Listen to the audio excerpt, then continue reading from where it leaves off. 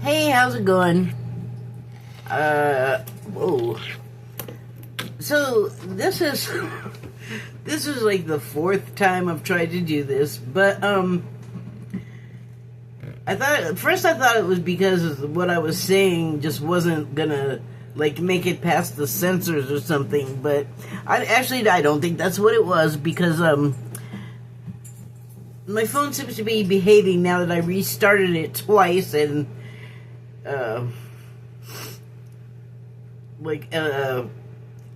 cleaned up my storage some. So anyway, I was just kind of irritated because I made a video and I liked it and I covered all of the stuff that I had wanted to talk about. I didn't forget anything and I was like so happy, and then when I was uploading it and I was like filling, you know how I was filling in the information that you put in before you upload it, and then I put it in, and I don't even know why I decided to listen. I don't think I did it on purpose, but I accidentally hit play, and I'm watching it. I'm talking, but no sound is coming out, and I couldn't make it work. Like in my camera, it worked there with sound, but on YouTube it wouldn't do it. So that was when I restarted the phone, and then I had to do it a second time. I don't know. Let me just shut up and go on, because I kept running out of time was the problem, and if I didn't fix it, I'm gonna get cut off again, and then I'm just not gonna be very happy at all. But anyway, I put away the cards that I had pulled and just like decided to just start completely over, and got some new cards, and am just gonna talk about some other things, probably. Maybe. Or not. Okay, maybe I will talk about the other stuff, because what else am I going to talk about? I don't have anything else prepared, really. Not that I have this prepared. But one of the things that I was talking about was, I meet a lot of people online that, or I shouldn't say a lot, that makes it sound like every day there's a bunch of people doing this. That's not the case. It seems to come in like flaps, like YouTube UFO sightings. When there's a whole cluster of them at one time, they call it a flap. That's what happens with this, and I swear, it is so similar every time it happens, and it's been happening for around a decade now, that I get these certain kind of guys reaching out to, like, not hook up, because they're overseas. They're usually like military guys, or else they're some sort of engineer, oil field or something where they're overseas. So it's like there's a pattern. There's like a guy, he's somewhere far away, and he saw my page or whatever, and liked it, whatever, and so we decided to reach out. Oh, okay, I guess that's fine. I mean, you're on social media, it happens. But then, they don't try to talk to me first.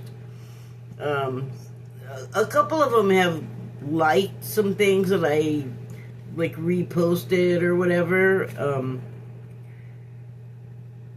but they don't, like, try to get to know me before first going to my DM, which is kind of weird, because you heard what I'm saying. They have, like, kind of been stalking you in a way. Like, they've already been watching you, forming plans and things in their minds, because what ends up happening is I'll let everyone be awesome first before I, if necessary, have to say, okay, this is not going to work, and I have to block you, or, whatever. And so, but, I mean, it doesn't happen all the time, but just sometimes somebody will say something in a way that'll make me go, okay, I'll talk to this person.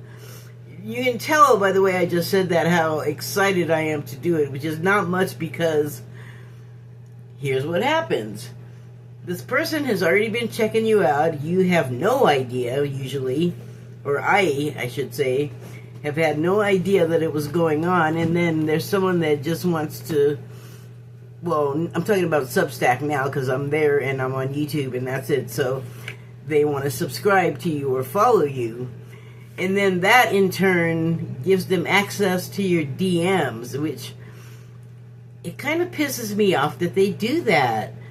They should just leave it up to you because, like, I don't think they should make it automatic because if that is not there, then they can't just, like, show up in your DMs and, like, kind of love bomb you and then just be all, hi, I'm single and I have, like, kids and the wife died of a disease or an accident and, you know, the kid's in boarding school or with family or, like, there's always some, like, story like that. It's, like, so stock. It's weird.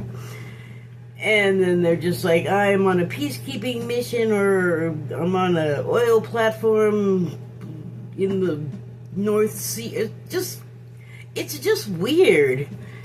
And then they're like, you seem like a nice person, and it just goes directly to them, like, we're gonna be good friends, and then we're gonna, like, get married and be a family and things like that. And I'm like, wait, you're who now? Like, this person just shows up in what I feel like is a private space and gets all kinds of personal and, like, has made plans, and you're in them and you have had no input or idea that it was even happening. And it just happens over and over. And they ask you to go to another platform. Like, they get into your DMs or get into my DMs, and so I'm already annoyed at that. I do have to approve it or not. And the reason why I keep approving it and talking to people is because I've said this recently. I can't just be, I don't want to talk to this person and just shining people on. It's not cool. Like, I am trying to find a better way to manage this particular situation. So, they, will, like, lay all this on you, and it's just, like, shocking, because it's a lot, and you have no idea who this person is, and it just kind of all hits you, like, oh my god, this person has been, like, stalking me. And I know, if they're actually where they say they are, somewhere overseas, that's not as scary a thing, but at the same time, it kind of is, because online stalking and revenge is also terrible. It's scary. Nobody likes it. But, you know, they'll want me to go to a whole other platform, and now I'm like, no, I don't want to, like, I don't even want to do that, because they're all invested and you just showed up. Like, you want to get to know me better than what? You don't know me at all. And I don't make friends like that. I'm not just all, hi, I need to know you as deeply personally as I possibly can right now, 2 seconds after we just walked up to each other and met. Who does that? Nobody. So I understand that the interface is different. Like, that side of the screen and this side of the screen is a whole different interface than face-to-face. But that doesn't mean that you have to just throw away all of the face-to-face rules, because they're good. Those rules are good. Here's the thing. This is what I always feel like.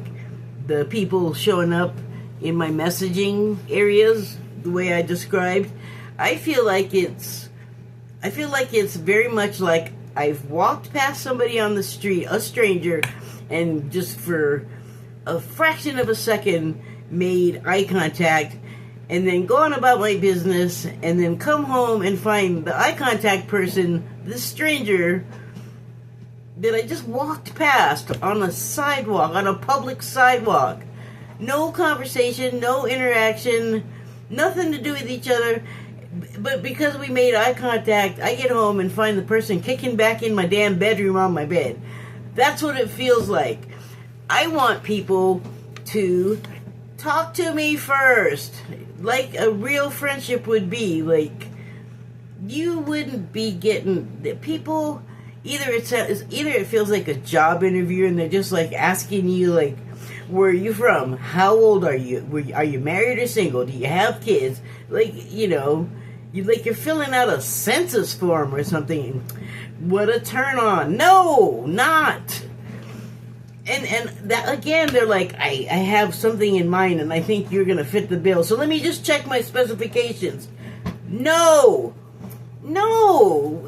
It's like they have no self-awareness. Like, you are presenting yourself, and you're not considering what my input might be. Like, that is like the last thing on their minds, and I have to bring it to their attention.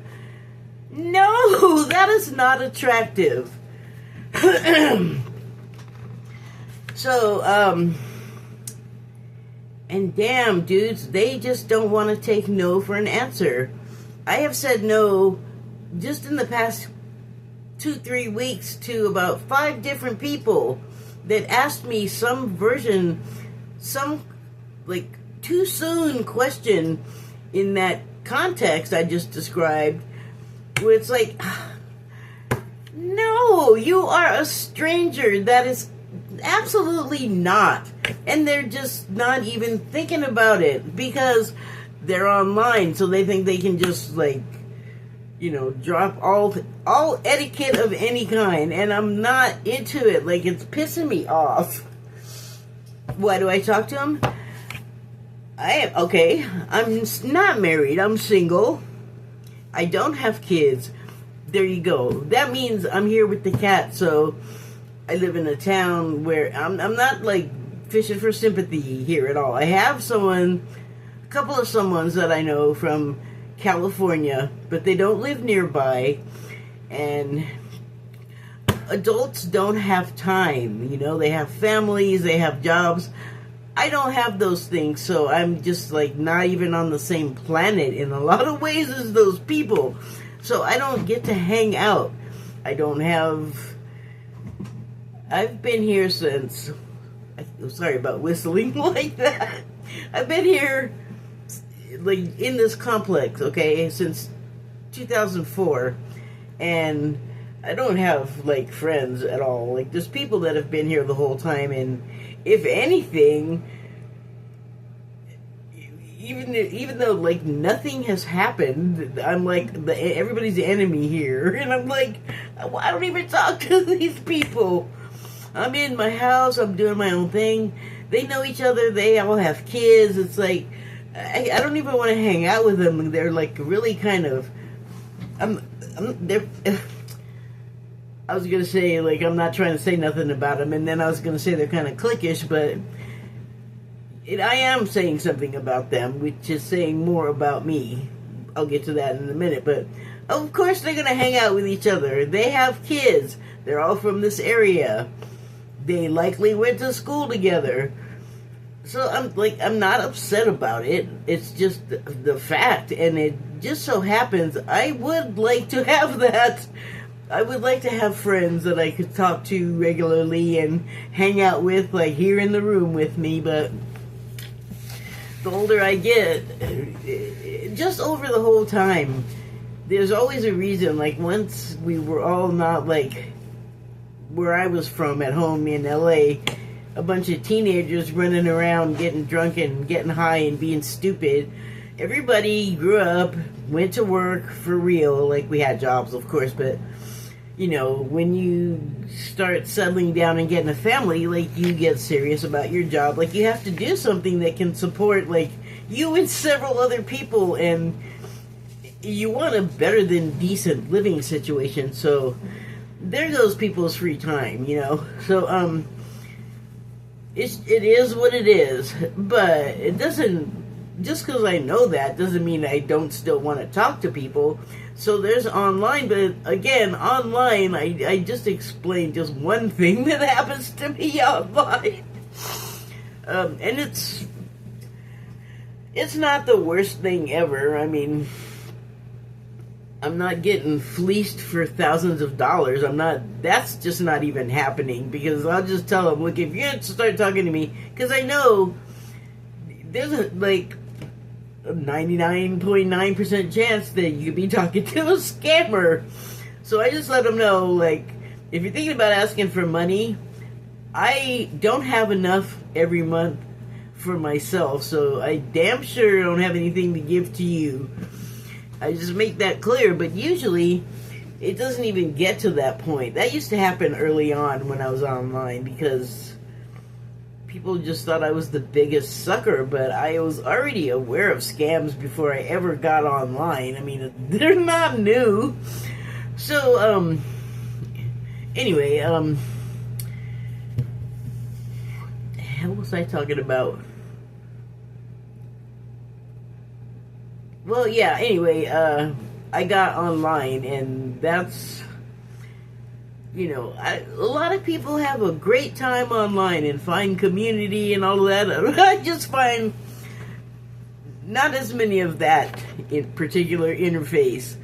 And then I got a whole bunch of these guys, like, it feels like a trick or something. It feels like it's hard to be objective about it, because yes, there are lots of people overseas in the service, and that, of course, there could be a lot of them that could have that situation with lost a partner for whatever reason and have the child and blah blah blah. But here's the thing. A lot of times they don't ask what my status is, which, if they're going to do all of what they're doing, I feel like that's the first thing they should be asking me, not how old am I, where do I live. I mean, I feel like it's some kind of exam, you know, like I'm joining a branch of the military and someone's taking all of my information for my file. Like, it's... And maybe it's just that it's the command structure makes them, like, sort of unsocializes them to civilians, because I don't know. And I don't know what they think, because they act to me kind of like bumbleheaded. Like, they're actually, like, they're just kind of thinking about themselves and what they want and what they want to happen. And I think that's something they instill in military people, like, to get them locked in on tasks. And it is like a machine, the military, so all of the pieces have to know what they're doing. But once you're not in the military and you're dealing with people that have no obligation to any of that structure stuff, it gets a little weird, like you're not, like, on the same page. So I don't know, that's kind of what I've been dealing with lately. It's been going on, like I said, for like a decade, off and on for years, with lots of like, whatever platform I'm on, it happens there for a little while, and then it goes away, and then it comes back again, like these waves of these people. So, and the stories are so similar, is why I feel like I am, like, being tricked somehow. But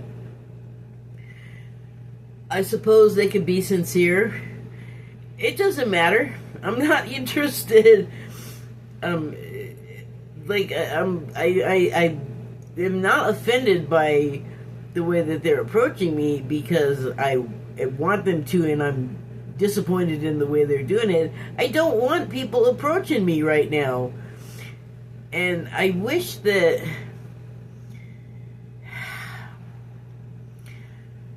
I wish that people understood that, like, if I have a magnetism that's attracting them, I wish they could understand that it's not romantic. I'm friendly, I like to talk to people. I have things to say that a lot of people are surprised to hear that I had the experience, and for whatever reason, I have a lot of those stories, so people enjoy talking to me. I enjoy hearing their stuff, but I'm just kind of having a hard time trying to figure out how to tell people, don't hit on me. Because they say they want to be friends, but then when you say, okay, like the guy I just got finished talking to, who I'm probably going to end up blocking. Like I said, I was going to talk to him again, but he's not taking no for an answer, and I already told him right in the beginning, I'm not looking for a romantic relationship. If you want to be friendly, cool, let's get to know each other. I don't have much else to do, why not?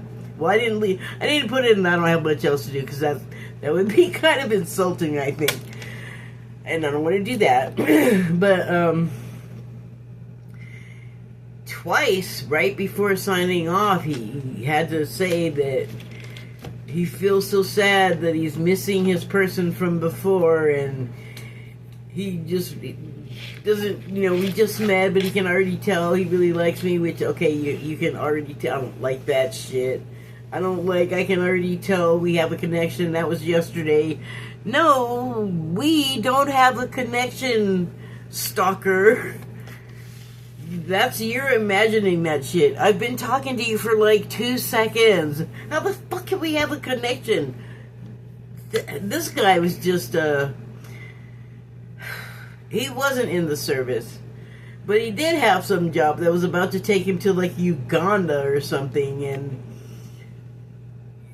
like project manager for some construction project. And I'm like, but they don't have, in all of Africa, they don't have construction workers. They got to get some German guy living in Mississippi.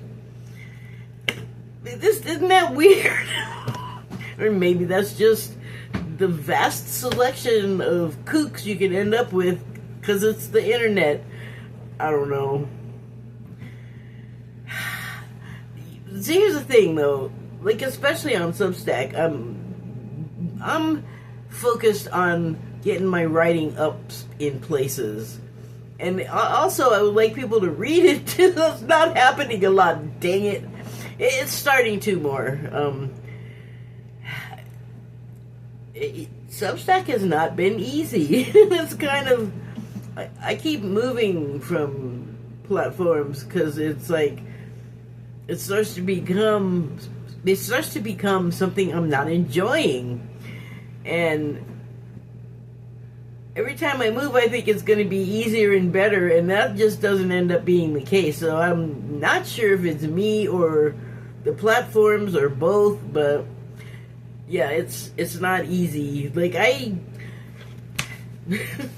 do not have thick skin. I get my little feelings hurt if I'm not going to go into why, because it's none of your business, and I also feel like it's kind of petty and stupid.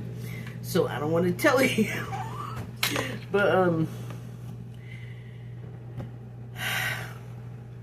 yeah, I mean, I feel bad. Like, I feel bad if someone says something or doesn't take something I said well. Like when I post something and someone that was there talking to me one day, and then I post something, and then the next day or the next hour they're gone, never to be seen again. That don't feel great. So, what else? I had also talked about, I guess I didn't finish talking about this other thing. But yeah, this person that I'm talking to today, he already, before we signed off, went back twice to talking about, I pray to God, that we can have a good long friendship, and then maybe later, have a look. And I'm like, why? I just told you I'm not interested in that. Why are you talking about it? It's like, you didn't hear a goddamn thing I said. Because I basically said no. I don't want to go, no, I don't want to go to another platform. No, I don't want to have a love relationship. Stop trying to talk to me about that. And then, like, if they're not going to do it, fine. But they always come back to it, and then I always end up blocking them. So then I feel bad, like, why can't I communicate effectively with these people? I mean, I'm writing it out like they're idiots. My God, I don't know what to do. And it's so weird because you can reach me. You can get me to talk to you. You can get me to be all kinds of friendly. You just have to approach me the right way. I feel like the world right now, people are just doing stuff and they're not really thinking about, if I do this, what could possibly be, what could happen? Well, like, what could be an effect of my doing that? A consequence. We seem to lack foresight, like, en masse. Like, we all are just kind of... If we could think of keep ourselves in the present moment, the way that we get, like, all wound into some idea in our minds or some thought, like I feel like get all way too far down the wrong paths and kind of miss important stuff that's right there in front of you that is like what's there meant there for you to find and would be beneficial to your life, because that's how Source works. Oh, that's what I wanted to talk about. So Source is what a lot of people and ETs call the creator, God, the universe.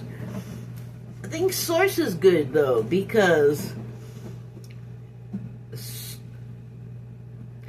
I've been talking about or I've been watching Dolores Cannon for a little while, and then I've posted in my posts on my channel some stuff, and I did something of hers that I put up recently, because in it she talks about stuff that I always am talking about, like the birth contract and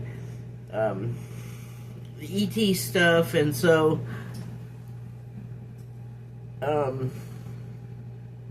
I mean, I feel vindicated, like, I don't feel like I'm the only one talking this stuff. God, come on, mind, get back on the track that we were on.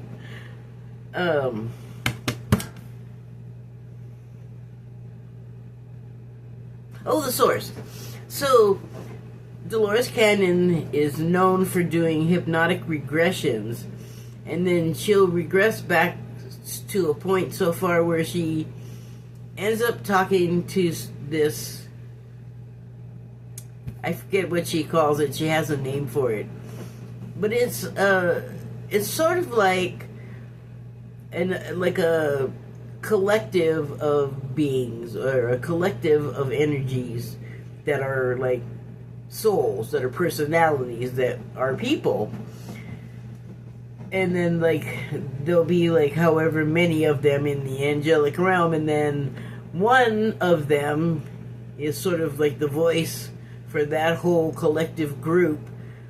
And it could be, like, ascended masters, or ETs, or famous people that are deceased. I mean, it could be anyone. There's endless choices of people on the other side. There's endless choices of people on the other side. So, once she sort of regresses so far back that she's past the lives, she gets to this collective, and it calls itself Source.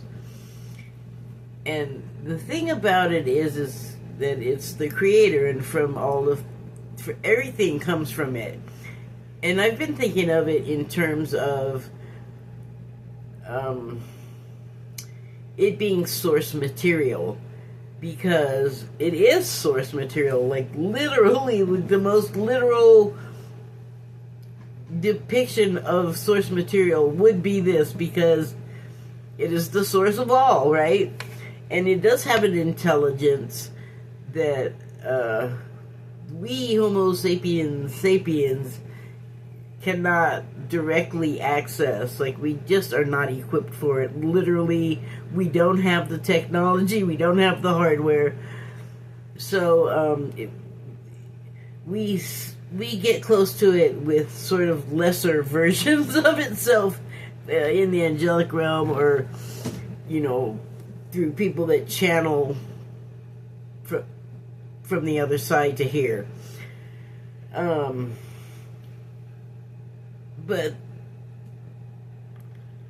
yeah, I, in my own personal sort of pursuits of energetic studies, have been doing all kinds of experiments, just like trying to find ways to tune in to various other things. Like, I have been doing something with my cat. He definitely is noticing that I'm doing it when he's purring, and I think of it as harmonizing with his purring. It doesn't sound musical.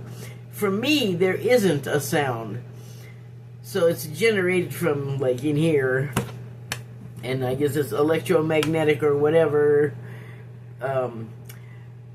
But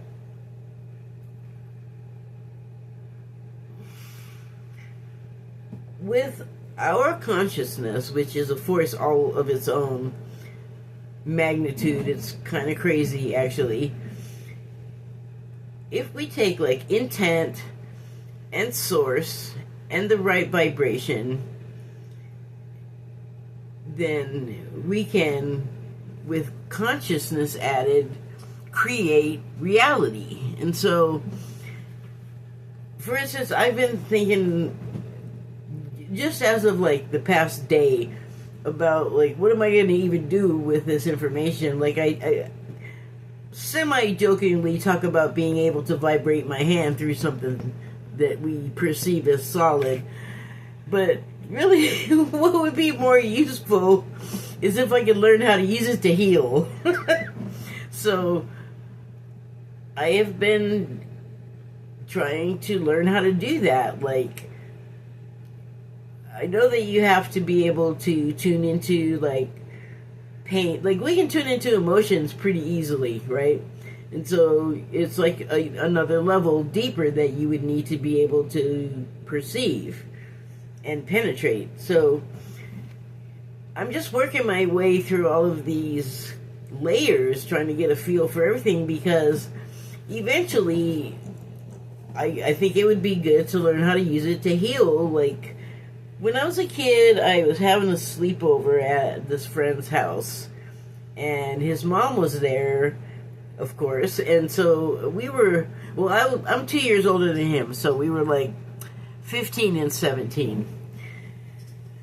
But we were in a band together, and we were friends, and blah, blah, blah. So I was just having a sleepover at his house, and I got, like, a really terrible cramp in my foot, and it made my foot, like, take this very terrible shape, like what they do to used to do to Chinese women to make their feet smaller, and they would just squash them and fold them together, and, like, my foot was doing something, and it was this very painful cramp, and it was, like, trying to go up my leg, and it was, like, making me vocalize pain noises like a wounded elk or something, or whatever.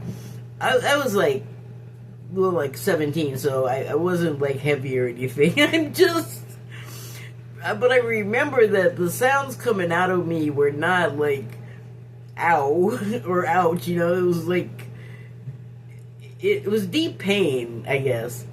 And so his mom came out and laid hands on me, and I felt that. And actually, that's not the first time that happened, because that type of healing, this would have been, oh my God, 82 or something like that. that kind of healing was not as pop culture as it is now. And even now, it's not like, if you go on YouTube and you have your, I guess you could say, guru, you might find someone like Daniel Scranton who does Reiki healings, or May, I don't know her last name. There's an Asian lady that does short healings on YouTube. But, you know, there's people out there that do it, and it's more popular these days. But in, what was it, like 2000, no, sorry, what year was it when I got paralyzed? I can't remember. 1990, I think it was. So I was in the hospital eventually, and I'm in there, and they didn't really know what was wrong with me. It took them a month to come back and give me a diagnosis. That's how long I was in the county hospital in LA, which, wow, if you can, go to UCLA or Kaiser. But anyway, they finally figured it out after a month, and then it was like a rare disease. There was like you couldn't even use up all the fingers on your hand that year to add together all of us that had this thing. And then the way I got it was completely different from the way anybody else got it. So I guess with the other way, people were like getting it and not really living long after getting it, and or not surviving it anyway. And so their diagnosis was, you're not going to be able to walk again, because I became paralyzed on my whole left side for a year. And they were like, and you're going to die. And I'm like, oh, not maybe or probably, but you're going to die. You have like 3 months. And I was like, no way. And at that time, I was like, I can't walk. There's no way I'm not riding a skateboard again. Well, I was wrong about that. I ended up with such bad vertigo that I actually can't ride a skateboard anymore. Like, I just feel like I'm going to fall the whole time. So I am prone to falling now because of that vertigos. Also, what the hell was I talking about that for?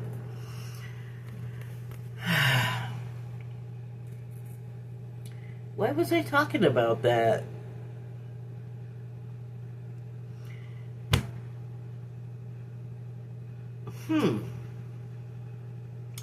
It has slipped my mind. Tumors pushed it out of the way. Heck, well, I was headed somewhere. I remember that. Oh, source. When I was in the hospital, a woman came in there, and she was she worked at the hospital, but she asked me if she could do an energy healing on me, and I was like, sure.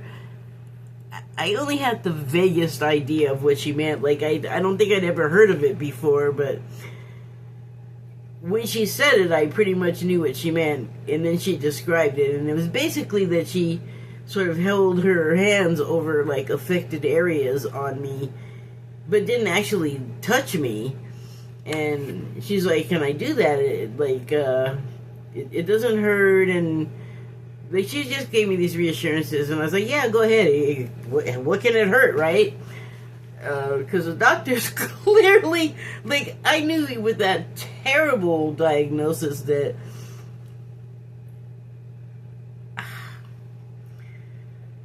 they didn't know what to tell me. They didn't know what to expect. No one expected it to take the course that it has taken. But anyway,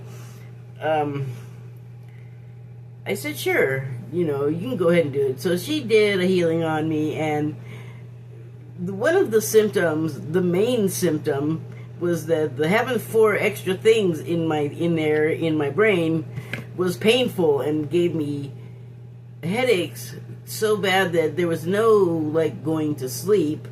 until I was just, my body, like I would be awake for up to 7 days with no sleep because my head was hurting that bad. So like that healing that she did alleviate the pain slightly for a while.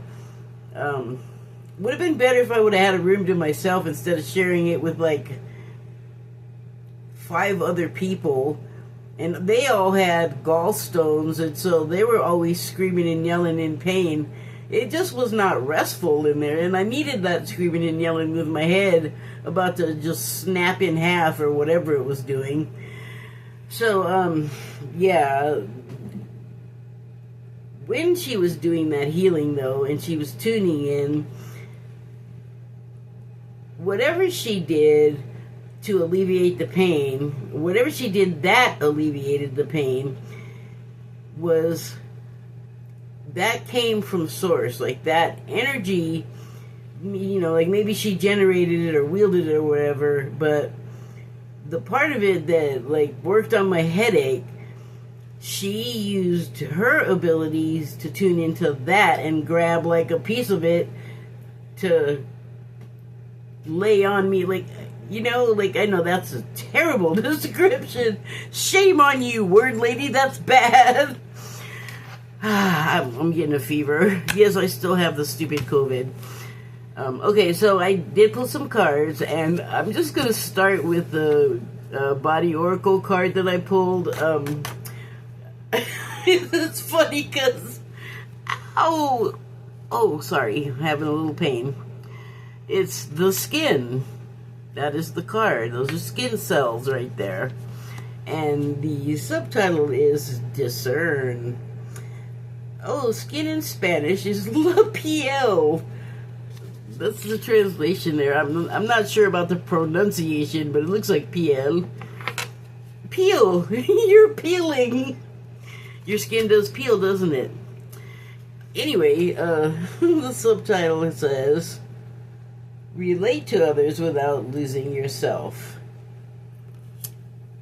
I was giggling because I was talking about thin skin earlier, but this is kind of something else altogether. Although, if I were going to stay with the discernment subtitle on this card, I would have to say that if you do have the thin skin, you have to learn how to discern which situations are not going to serve you, like are going to make you feel bad. And, I feel that is like a personal message for me. Relate to others without losing yourself. So, like in the case of getting your feelings hurt, that's like you're letting that happen to you. You're letting someone else happen to you.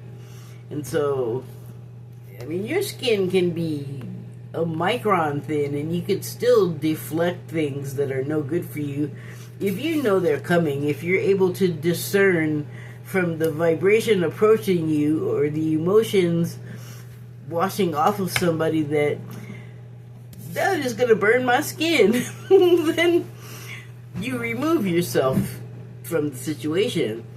But also with the discern, it was making me think of like the healing. Well, it's funny, she didn't actually ever go anywhere near my head. I don't know if she even knew where my injury was, which is an indication there of how she just managed to tune. I don't know how to explain that, okay? That is something that you either get it or you don't. Like, it's a physical thing, and I can't even describe it in myself, only that I'm learning how to access it and use it. But the source thing, given validity from hearing Dolores Cannon talk about it so much, and in context, it is the source of all, but I actually can think of it as something that you, like, with your metaphorical hand or forceps or whatever, can grab a piece of source and then take it and use your consciousness to create reality, to realify your idea. Kapow! That's crazy! Okay, so I pulled some cards from the Shaman's Dream Oracle deck as well, and the first one is number 61, Whale Song, and the subtitle on this one is Resonating. It's resonating with me. So, whales were kind of a topic this week in my live feed and also my online feed. There was some conversation about why did the whales stop singing in the video. They started talking about it. It's a Galactic Federation station video that you can find on YouTube. That's the title of it, Why Did the Whales Stop Singing? And it's not all bad. Like, there's definitely been some interference with their directional abilities because of the magnetic poles have kind of been flipping for a long time now. Like, seems like a couple of years, maybe more years.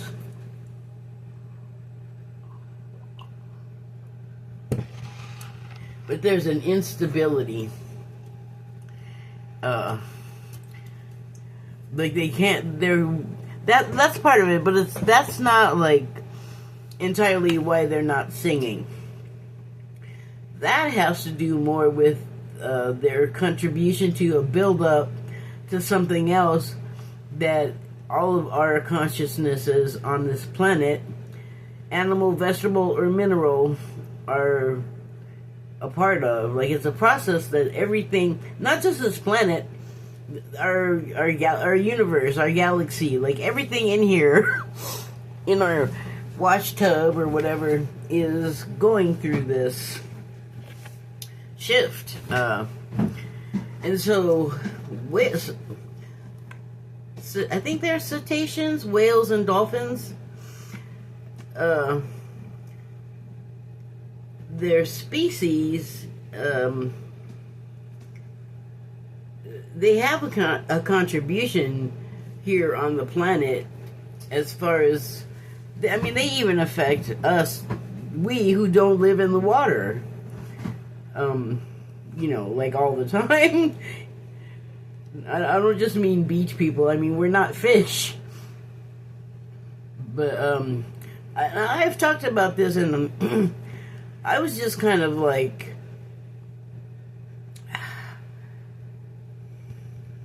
free associating this, but I felt like, you know, the whales we obviously have some sort of connection to. We endow them with an intelligence, although, like, we must think they're kind of stupid too, though, because, I mean, if you respect them and love these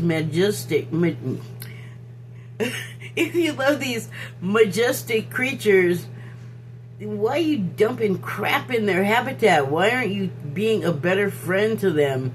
And by the way, do you know that water and fluids and runoff and, you know, chemical, that stuff is liquid. It seeps. Like, it doesn't just go in the ocean and it's never going to be heard from again. It's making the stuff that lives in the ocean sick.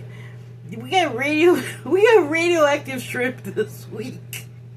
I saw a news item, and wow, am I tripping about this? I could have sworn I saw a Walmart ad, and it said, don't buy this shrimp, it's radioactive. And then I saw a news piece? It was something on Substack, so it was like a civilian journalist, I guess. Because all of the real ones blocked me. I'm too weird for them, god dang it. Now I have to chase them down other places. But anyway, the student journalist was saying that, civilian journalist was saying that the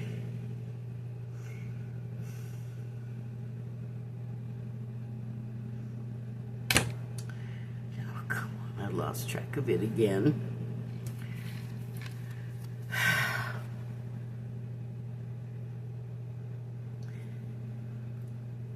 Well, here's what I sort of intuited, was that because of their sonar, and which is also like a sound, and a sound is a vibration that can penetrate, I was thinking that they communicate with we humans, and maybe like through the water, their song penetrates like the bedrock, and at some level below our conscious ability to hear it, we get their songs, and they, you know, their songs actually, obviously they're meant for like communication with each other and their babies and stuff, other cetaceans, like dolphin is in the whale family. I just learned that recently. I wasn't aware of that, but an interesting thing I learned from a Galactic Federation of Light video was that I already had learned that the whales and a lot of like octopus or squids are not from here. They were deposited here to like seed the planet and aid in its life building capabilities. And what they said in the video was that the whales were the oversouls, the higher selves of the dolphins. And that just kind of blew my mind, because they're just right in there with each other, and they can sing and squeak and make all kinds of squeals at each other. And we don't even see our higher self. A lot of times, I don't know that we know who's driving the car, if it's us or the higher self, because, you know, they're like a little bit quicker on the uptake from us, from all of the reporting, and they prevent us from, you know, walking off a cliff or something like that, because we're too whatever to stop ourselves.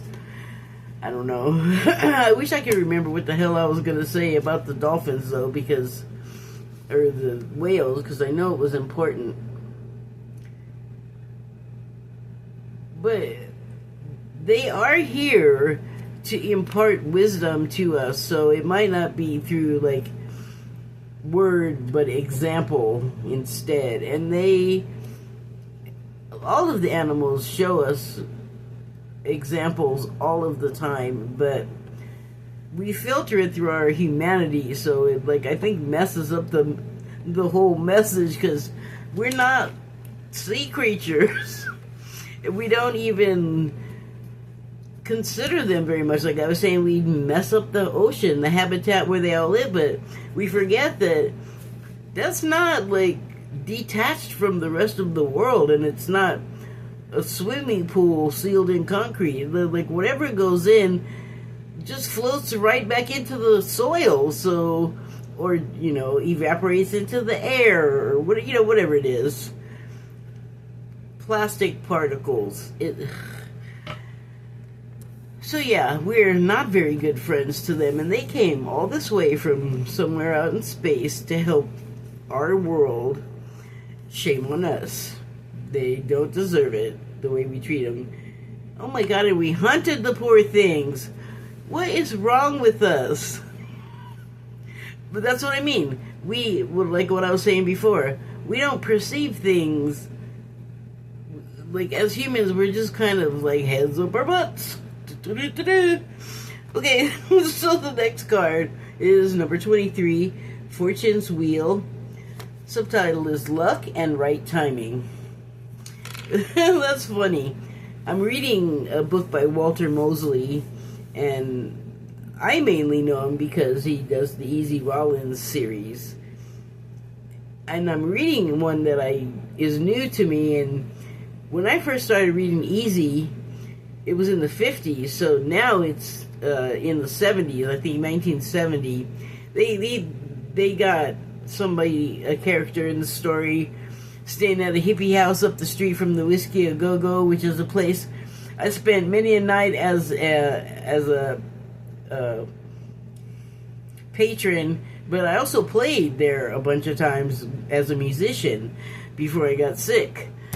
And so in the book, Easy is a black private detective, and he's had quite the history, and in this book, he's getting some, like, free love, new, well, maybe not new, because he does have some interesting history, but it just sounds like he's having, like, a sexual revolution or something.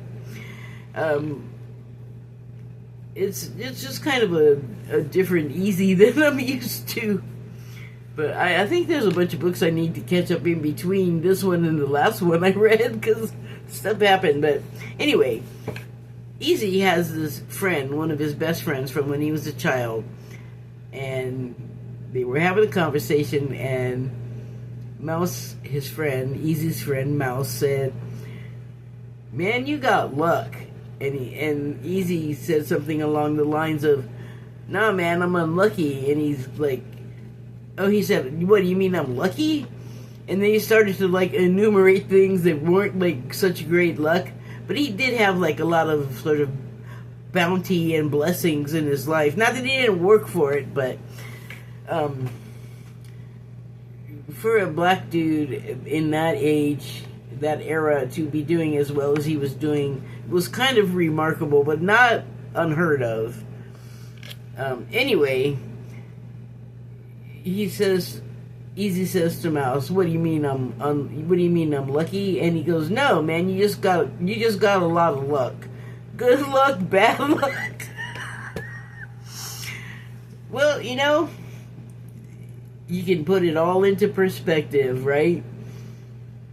Because even the worst luck, the bad luck, the worst luck, if you're in it, you're trying to, you know, think your way out of that box. Like, you want to put yourself in the best place possible. The best disposition possible. Like, you don't want to be in the bad luck place. And so, I guess timing is everything, right? Timing. In this book, and I have to say, I've had some times that were, like, lucky in the best possible way when bad luck was trying to happen. So I get that about luck and right timing. The thing about luck is, I think that's another one of those things that maybe you only get the bad luck if you're not vibrating at the right frequency. Got to keep that upper elevated frequency thing. So it's funny because I don't even know if this is a true thing, but I know this area is not very big, and they have Easy. Mosley has put Easy in this sort of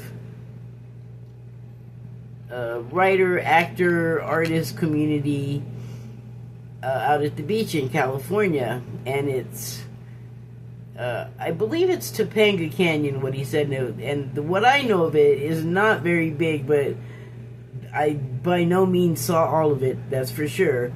But in this book, he's describing that this woman has built sort of an artist commune place where she'll lease a home to someone and their dependents for 99 years of each person's life. So it's like a really long lease, and he's got a place, and he's got 2 adopted children. But here's what's interesting. The place where she built it, they're describing it as, you have to take a funicular that you can put your car on, which is like an elevator of sorts. But it's also like a thing where if you go skiing, or if you go to some place with mountains, snowy mountains, and you're not skiing, you're just sightseeing, it's sort of like this bus on a cable kind of a thing.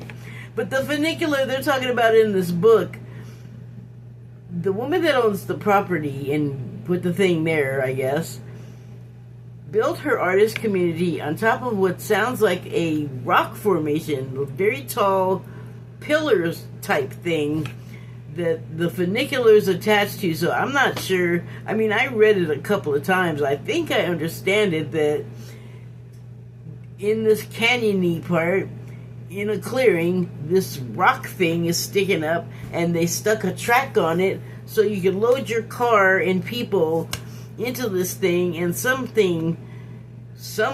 engine somewhere pulls all of that weight like way up into the sky. It sounds crazy. So I don't know if that's a thing or not, but in 1970, when this is supposed to be taking place, I was there. I don't remember hearing about anything like that. Not that I would have.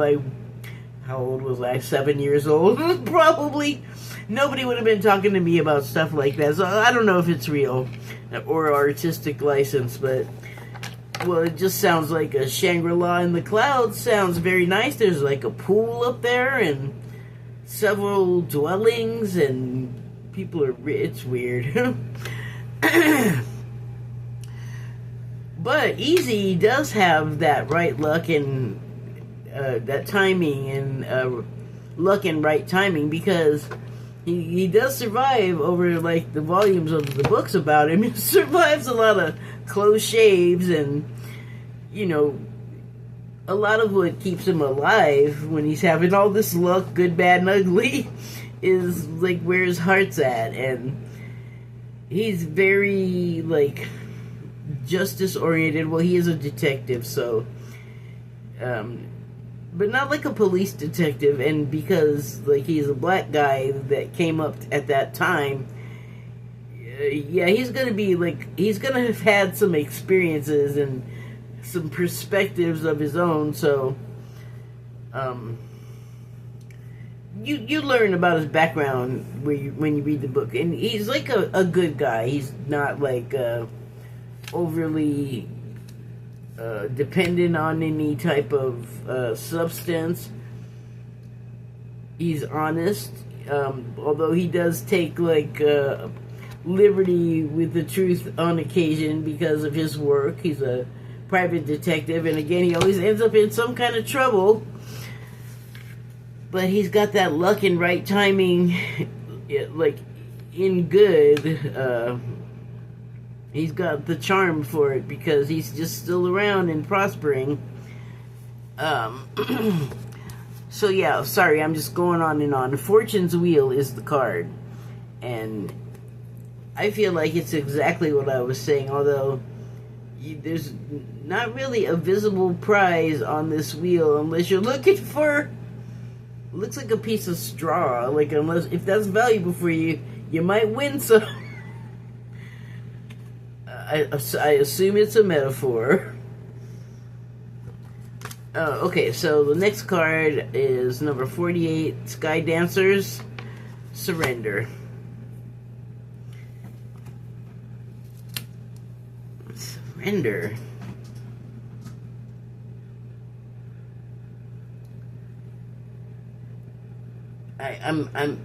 There's like bugs on here.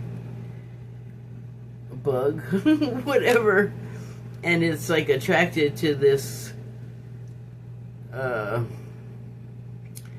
don't know, the perspective's kind of weird on this.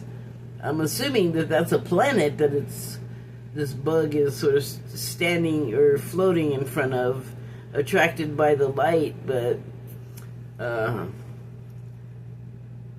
like I said, the perspective is weird because it almost makes you think it's like an arty lamp shaped like an orange with an orange bulb, and that's why the bug can be so big. Like I said, the perspective is crazy. Like, I can't make sense of why the bug is so big right here, and yet this is also big. Like, that's not right. That's why like light fixture makes more sense, but it doesn't look. It looks like it's floating in some kind of like crummy space. There's some kind of debris floating around blurrily, although some of them look like butterflies or it's probably more of these bugs, whichever, whatever kind of bug they are. The super long torso bug, thorax, surrender. Sorry, I'm just so surrender.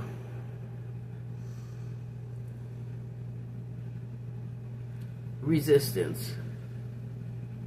Surrender resistance. The thing about this has very Icarus vibes to me. And I just learned why bugs sort of are attracted to lights in the evening and like spin around them, and it's actually terrible. Like, we should turn them off because they're having like a physiological reaction to the light, but it's like all wrong because it's artificial, so it's not doing what it normally would do, and it's making them get confused and get stuck in a sort of a track. Like, they're having an involuntary reaction to the light. The light's not behaving like natural light, and so I that's the best thing. Like, I didn't really understand the definition or the description that well myself, but it sounds like they're suffering. Like, they're not like, woo, light. They don't want to be doing that.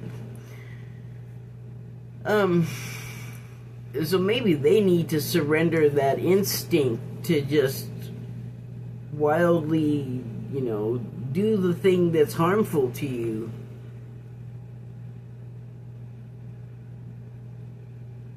So maybe you surrender that biological imperative because it is hurting you. Like, stop doing that. If it burns you, stop touching it. Is that for us? I don't know. Like, maybe so, because I just got like a vision of like people with racing minds, like getting headaches from too much information that's making you feel paralyzed and like, I can't do anything about this. But instead of that locking you up and freezing you and giving you anxiety, it should give you like an excuse to surrender. Like, this is all too much. I don't want to hear any more of it. I don't want to react this way. I don't want to feel this way anymore. I don't want to be afraid. I don't want to be afraid for, like, my fellow Americans. I don't want to be afraid for our institutions, because it's destabilizing when everything around you that you're used to being sort of old faithful turning into old unreliable. But the thing is that feeling of chaotic destruction, it's the tail end of the ending of the Piscean age that we just came through. Like 26,000 years of greed, control, violence, conquest, like all of the sort of lower end of energies that is not a great place to be. And we've been there for a long time. Like, I know for at least 10 years I've been going, are we done yet? Can we be finished with this phase? And so we are. Like, it actually ended already, but we're just sort of slowly transitioning, like kicking and screaming. People do not want to let go of the era that brought us the plague and the Civil War and World War II and World War I. Like, all kinds of good stuff did happen. There's hopeful good stuff, but the overarching theme was kind of yuck. So, moving into now the Aquarian age, we're, like I said, we're still like, we have dregs and residue of this stuff that,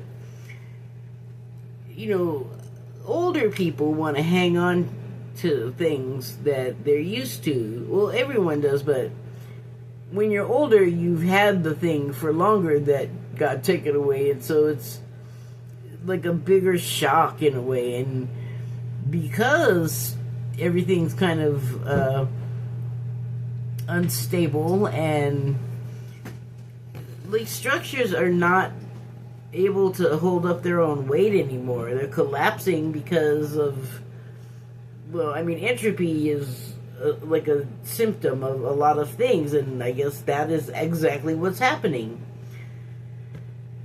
And that puts us in a place where we can talk about the next card, which is number 6, Cosmic Womb, the Divine Feminine. So right now we have this womb. It's heart-shaped, which means hope and love for the being to be. Like, there's not anything in there yet formed, but for the life that you are expecting to grow, and then, you know, when they're born, breathe their first life, breathe into life,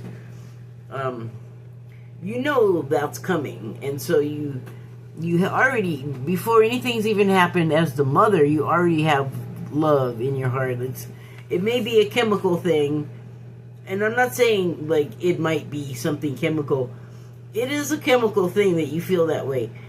What I'm saying is, it may be a chemical thing, but you also intellectually align with it. Like, generally, people in there going through all of the birth having situation, the giving birth, they know what they're in for. They know they're in for pain. They're also excited to bring this life into the world that they created with someone else that, like, you know, if everything went well, someone they love, and it's a good situation. The child is wanted. The union was wanted. Now you just have to wait until the residual dregs are sort of finished, you know, having their last blast, basically. As we, at the same time, new life is forming, new ways of doing things. Like, for example, we just had flooding. We know Texas got flooded, and basically none of the services that we rely on were there, and the ones that should have been there had been eliminated by the genius president. And so I don't think he was unaware what would happen if he just got rid of emergency services for, you know, natural disasters like post-flooding, post-hurricane, post-Malone. But we're not going to be doing it the way we did the previous 26,000 years. Like, we're done with that. Like, everyone that came here to live out that karma, that's done. It's all taken care of. We're making our way to this new era, to this new elevated dimension. Not everybody's going to the same place, but not everybody's going to even know that anything changed, really. Everybody's still going to be here in the same place where we are now, but what's different will be the way our worlds look to us because of our consciousness level. So that's going to be what separates us. If there's going to be a separation between us at all, and it's not separation, I don't know if it's even the right word. Think of a one-room schoolhouse where you have children of varying ages, but everybody's getting a different lesson that is appropriate to their age and ability.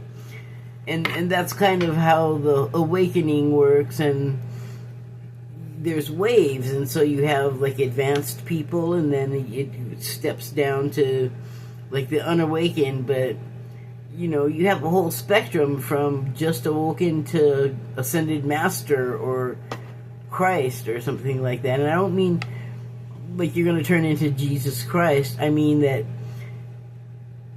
Christ is something that you are, something that you do, like a title. It's not like a surname. But we have mistaken it as that. And maybe because in the time, well, actually they did have surnames, because it was like Joseph, son of Avi, or whatever, like that. It would be in like Hebrew or whatever the local dialect was, but it's like son of whoever is your last name instead of like Jackson or whatever. So anyway, I don't know how I started talking about that. Let me get back to the divine feminine part. The divine feminine is a lot of things. It is something that is a part of like all creation, like here on the planet. It is something that is in all of us, male or female, or whatever you want to call yourself, or whatever the proper description of yourself is.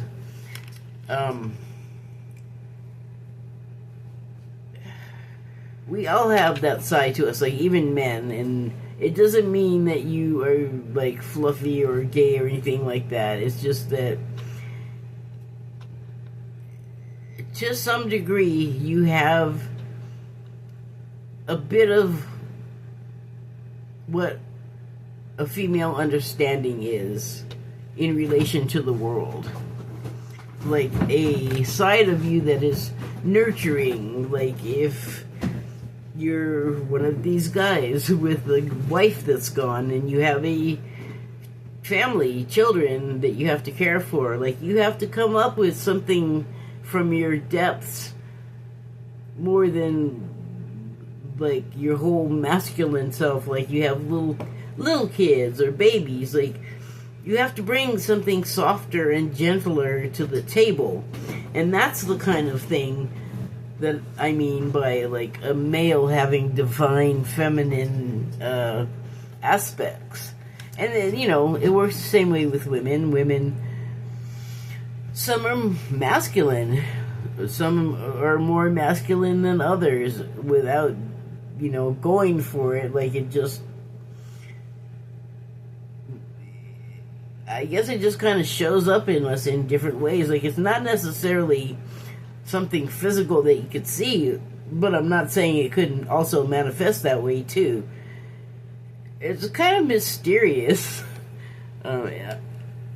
Especially if it's like the first time you're like even hearing of it, it's got to be like, what the hell is she talking about? But graduating, you know, you start out at one level, and then as you learn, you add texture and depth to. You could study the same thing for 10 years, and in that 10-year period, you could read the same sentence 700 times, and on the 701st time, all of a sudden it has a bunch of new meaning that didn't click the first 700 times.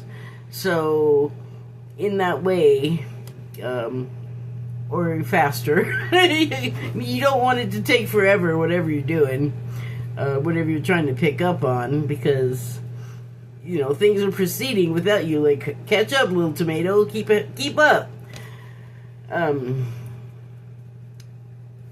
But the reason why the divine feminine is important in this sort of unformed era is because the female gives life, and so yeah, that's the sensibility you're working with as the new age is forming. And so rather than climbing on each other and betrayal and theft and all kinds of things like that the world has been built on in the past, we're taking a new perspective. It's not actually new. Like, there have been maternal societies, matriarchies in the past, and I don't mean like the Royal English or European matriarchies, but I'm thinking more of like indigenous tribe type matriarchies. Whole different set of sensibilities. And it's kind of like that's where we get to start off from. And so with love that you put into your infant to be, that's how you form the new life or the new earth or the new world in this time, in our present. So the final card is number 16, Empty Well, Time to Replenish.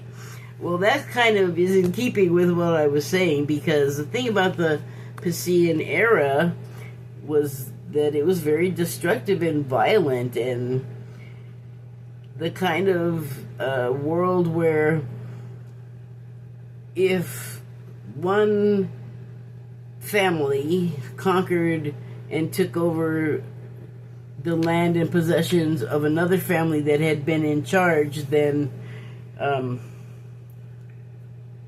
you like destroyed everybody and everything from the previous people in charge, because you didn't want people like regressing, you know, like backsliding. You wanted to be the new rulers, and they say the winners get the spoils. What they do is they spoil what came before and, you know, reface it with their own coat of arms and family and style of architecture, like whatever it is, you know, they just like eliminate whatever was before and make it so that like this is the thing, that the only thing that there is, the only thing that there ever was. As irrational that is what is happening in the United States right now. Right in front of our eyes, all kinds of stuff is happening that shouldn't be, and we can see it. Like, I feel like the people that are perpetrating this shit, that are doing this stuff, think that nobody is wise to what they're doing, and it's like, wrong. Everybody can see you doing these things you're doing. We get it. Things are not gonna stay this way. This is a gestation period. Eventually, we're gonna figure out exactly what we need to fill that well, whether it be water, which we all need it, it's very important, but it could be symbolically other things that we need just as well. Structures, for instance, like, this is a metaphor, okay, that I'm talking about. So, yeah, time to replenish. Like, now's the time. The time is now. Okay, I think that's it for now. Thank you and good night.